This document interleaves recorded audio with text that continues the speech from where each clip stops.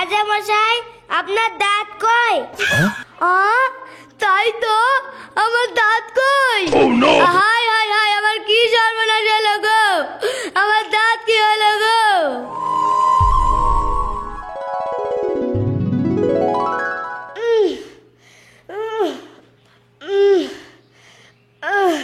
রাজা মশাই, ও রাজা মশাই, আপনার কি হয়েছে?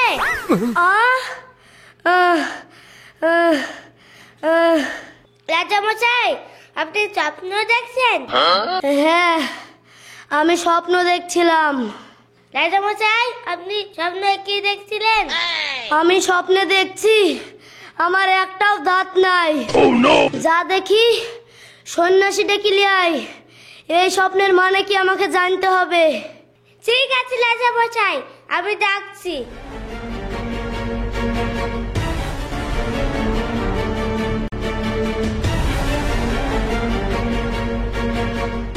বলুন রাজা মশাই, আমাকে কিসের জন্য ডেকেছেন? আমি আজ একটা খুব খারাপ স্বপ্ন দেখেছি। স্বপ্নের মানেটা কি আমাকে বলতে হবে। তাই নাকি? খুব খারাপ স্বপ্ন? বলেন বলেন, কি স্বপ্ন দেখেছেন বলেন। খুব খারাপ স্বপ্ন, খুব খারাপ। খারাপ মানে আপনার কি বিচি খুলি পড়ে গেছে? না না, আমার বিচি খুলি পড়েনি। আমি স্বপ্নে দেখছি আমার সব দাঁত পড়ে গেছে। তাই নাকি? শুনো সন্ন্যাসী, তুমি যদি আমার এই স্বপ্নের মানে দিতে পারো তাহলে তোমাকে 100 স্বর্ণ মুদ্রা দেওয়া হবে, আর যদি না পারো তাহলে তোমাকে মৃত্যুদণ্ড দেওয়া হবে। ঠিক আছে মহারাজ, আমাকে একটু সময় দিন। আমাকে শাস্ত্র দেখতে হবে, কারণ এই রকম স্বপ্ন এর আগে কেউ দেখেনি। ঠিক আছে, তোমাকে সময় দিচ্ছি। কি হলো, পেলে? আচ্ছা রাজা মশাই, আপনার কটা দাঁত পড়েছিল? আমার তো সব দাঁতই পড়ে গেছিল। একটাও ছিল না? না না, একটাও ছিল না। আর একটু দাঁড়ান, পেয়ে যাব।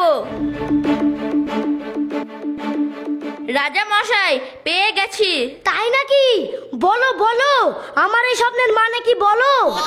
রাজা মশাই, আমি শাস্ত্রে যা দেখছি আপনার বাড়ির সবাই মারা যাবে, আর সেটা আপনি নিজের চোখেই দেখবেন। অসম্ভব! তুমি স্বপ্নের ভুল ব্যাখ্যা দিয়েছো। তোমার মৃত্যুদণ্ড দেওয়া হবে। মন্ত্রী,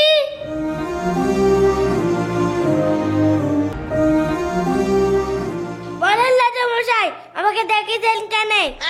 এই সন্ন্যাসী আমার স্বপ্নের ব্যাখ্যা দিতে পারেনি, তুমি অন্য সন্ন্যাসী ডাকো। ঠিক আছে রাজা মশাই।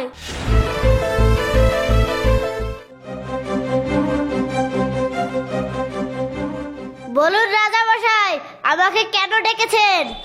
শোনো, আমি একটা দুঃস্বপ্ন দেখেছি। তোমাকে এই স্বপ্নের মানে দিতে হবে। তুমি যদি আমার এই স্বপ্নের মানে দিতে পারো তাহলে তোমাকে 100 স্বর্ণ মুদ্রা দেওয়া হবে, আর যদি না পারো তাহলে তোমার ফাঁসি দেওয়া হবে। বলুন রাজা মশাই, আপনি কি স্বপ্ন দেখেছেন? আমি স্বপ্নে দেখেছি আমার সব দাঁত পড়ে গেছে। ঠিক আছে রাজা মশাই, আমি আপনার স্বপ্নের ব্যাখ্যা দিচ্ছি। তার আগে বলুন, আপনার বাড়িতে কতজন লোক আছে? আমার বাড়িতে আমাকে দিয়ে 15 জন লোক আছে। ঠিক আছে রাজা মশাই, আপনার স্বপ্নের মানে হলো আপনি দীর্ঘজীবী হবেন। আপনার বাড়িতে যতজন লোক আছে সবার পরে আপনি মারা যাবেন। তাই নাকি? এই তো স্বপ্নের আসল ব্যাখ্যা। একদম সঠিক ব্যাখ্যা হয়েছে। মন্ত্রী মন্ত্রী, কোথায় আছো? এই সন্ন্যাসীকে 100 স্বর্ণ মুদ্রা দিয়ে দাও। দুজন সন্ন্যাসী একই কথা বলেছে, কিন্তু তাদের বলার ধরন আলাদা আলাদা। তাই একজন পেল পুরস্কার এবং আর একজন পেল শাস্তি। তাই আপনারা অন্য কারোর সঙ্গে কথা বলতে গেলে ভেবেচিন্তে কথা বলবেন।